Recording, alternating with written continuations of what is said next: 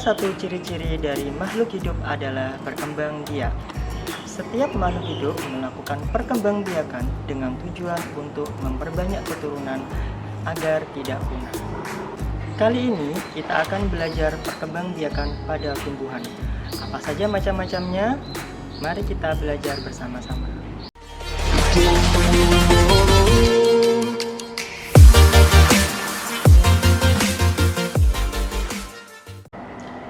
Assalamualaikum warahmatullahi wabarakatuh. Apa kabar anak-anakku semua? Alhamdulillah, hari ini Ustadz Al berkesempatan untuk mengulas lagi materi IPA kelas 6 di tema 1, yaitu tentang perkembangbiakan tumbuhan. Meskipun materi kita di kelas 6 sudah habis, Ustadz masih ingin memberi kalian review lagi di tema 1 tentang perkembangbiakan tumbuhan agar kita lebih paham bagaimana proses dari perkembangbiakan tumbuhan. Sudah siap ya belajar sama Ustadz hari ini?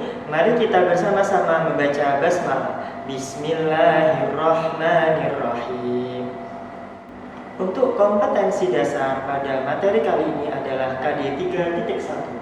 Membandingkan cara perkembangbiakan tumbuhan dan hewan, serta KD 4.1 menyajikan karya tentang perkembangbiakan tumbuhan. Sedangkan untuk fokus pembelajaran pada hari ini adalah tentang perkembangbiakan generatif pada tumbuhan, dan yang kedua tentang perkembangbiakan vegetatif pada tumbuhan. Langsung saja kita bahas fokus pembelajaran yang pertama, yaitu tentang perkembangbiakan generatif. Apa itu perkembangbiakan generatif? Perkembangbiakan generatif adalah perkembangbiakan yang melibatkan proses bertemunya sel kelamin jantan dan sel kelamin betina atau biasa disebut sebagai proses secara kawin. Adapun ciri-ciri dari perkembangbiakan generatif adalah yang pertama, perkembangbiakan ini melibatkan biji. Yang kedua, biji terbentuk dari hasil penyerbukan dan pembuahan. Dan yang ketiga, perkembangbiakan ini selalu melibatkan bunga. Karena perkembangbiakan generatif terjadi pada tanaman yang memiliki bunga, mari kita belajar apa saja bagian-bagian dari bunga. Yang pertama, dari paling dasar ada tangkai bunga. Tangkai bunga ini berfungsi untuk tempat melekatnya bunga pada tangkainya. Yang kedua, ada dasar bunga.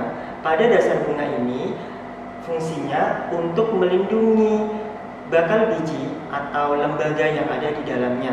Kemudian ada kelopak bunga. Kelopak bunga berfungsi untuk melindungi bunga ketika masih kuncup. Ya. Kemudian yang ketiga, ada mahkota bunga. Mahkota bunga berfungsi untuk menarik perhatian serangga. Karena mahkota setiap bunga biasanya mempunyai warna yang berbeda. Kemudian ada putik. Putik adalah alat kelamin betina, sedangkan benang sari adalah alat kelamin jantan. Berikut adalah tahapan perkembangbiakan generatif. Yang pertama adalah penyerbukan. Penyerbukan adalah proses jatuhnya serbuk sari yang dihasilkan oleh benang sari jatuh ke kepala putik. Kemudian dilanjut dengan pembuahan. Pembuahan ini adalah proses bertemunya sel kelamin jantan dan sel kelamin betina yang berada di ovo. Proses yang ketiga terbentuknya biji. Pada proses ini, biji akan berkembang menjadi bakal buah dan bisa ditanam lagi sehingga menjadi tanaman baru. Jenis penyerbukan berdasarkan asal serbuk sarinya. Yang pertama adalah penyerbukan sendiri. Pada penyerbukan ini, serbuk sari yang dihasilkan oleh benang sari jatuh ke kepala putik pada bunga itu sendiri. Yang kedua adalah penyerbukan tetangga. Penyerbukan tetangga adalah serbuk sari dari bunga lain jatuh ke kepala putik dari bunga lainnya yang masih dalam satu tanaman. Yang ketiga adalah penyerbukan silang. Penyerbukan silang adalah serbuk sari yang berasal dari tanaman lain jatuh ke kepala putik di tanaman lainnya namun masih dalam satu jenis. Sedangkan yang keempat, penyerbukan bastar adalah penyerbukan di mana serbuk sarinya berasal dari bunga lain dan jatuh ke kepala putik bunga lainnya, namun bunga ini berbeda jenis. Sedangkan perantara terjadinya penyerbukan bisa terjadi melalui 1. Anemogami. Penyerbukan ini dibantu oleh angin. Biasanya pada tanaman-tanaman yang memiliki serbuk sari yang ringan. Kemudian yang kedua, hidrogami adalah penyerbukan yang dibantu oleh air.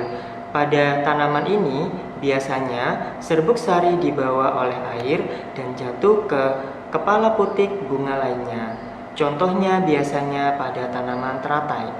Yang ketiga adalah zoogami atau penyerbukan yang dibantu oleh hewan.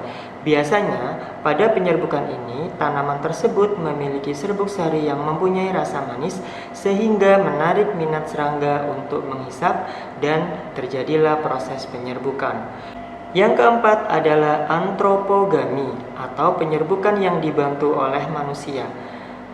Pada penyerbukan ini, tanaman tidak bisa melakukan penyerbukan secara sendiri, tapi perlu campur tangan manusia. Contohnya adalah tanaman salak dan tanaman vanili. Setelah kita belajar perkembangbiakan generatif atau perkembangbiakan secara kawin, sekarang kita akan belajar tentang perkembangbiakan vegetatif. Apa itu perkembangbiakan vegetatif? Mari kita simak penjelasan berikut ini. Perkembangbiakan vegetatif adalah perkembangbiakan tanpa melibatkan proses bertemunya sel kelamin jantan atau sel kelamin betina, atau bisa dibilang proses perkembangbiakan tanpa melalui proses perkawinan. Jenis perkembangbiakan vegetatif ada dua.